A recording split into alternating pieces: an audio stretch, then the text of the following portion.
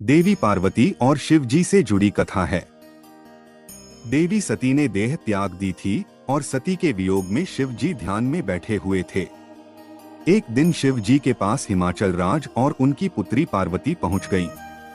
हिमाचल राज के मन में था और पार्वती जी भी चाहती थीं कि मेरा विवाह शिव जी के साथ हो जाए, लेकिन शिव जी तो तप कर रहे थे। सती के बाद वे दोबारा विवाह करना नहीं चाहते थे। आप यहाँ तप कर रहे हैं, यहाँ आपका ध्यान रखने वाला कोई नहीं है। मैं चाहता हूँ कि मेरी पुत्री पार्वती यहाँ रहकर आपकी सेवा करे। पर्वतराज हिमाचल राज ने शिव जी से कहा, मुझे इस बात की जरूरत नहीं है। महिला की वजह से ध्यान, वैराग्य, तप बिगड़ जाता है।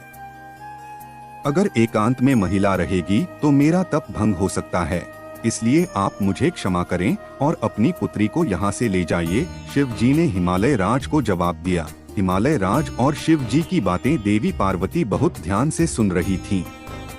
आप कह रहे हैं कि आप तप कर रहे हैं, तो जब आप तप ही कर रहे हैं तो आपको ये आभास कैसे होगा कि ये शरीर महिला का है और ये शरीर पुरुष का है?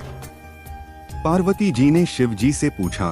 देवी पार्वती की ये बात सुनकर शिव जी हैरान हो गए, क्योंकि देवी ने बात बहुत बुद्धिमानी की कही थी। देवी, आपकी बात सही है, लेकिन मेरी बात भी सही ही है, शिव जी ने कहा। इसके बाद शिव जी ने हिमाचल राज से कहा कि आप चाहें तो समय समय पर कुछ देर के लिए देवी पार्वती यहाँ आ सकती हैं और यहाँ की व्यवस्था सुधार कर वापस लौट जाएं। इस कथा में शिव जी और पार्वती जी ने संदेश दिया है कि हमें अकेले में अपनी भावनाओं पर नियंत्रण रखना चाहिए।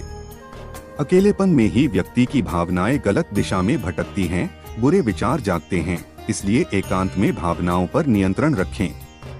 जो लोग पूजा पाठ, तप और ध्यान करते हैं, उन्हें पूरी तरह एकाग्रता के साथ डूबकर ये काम करना चाहिए, तभी मन गलत दिशा में नहीं भटकेगा। दोस्तों, ऐसे ही और वीडियोस के लिए चैनल को सब्सक्राइब करें।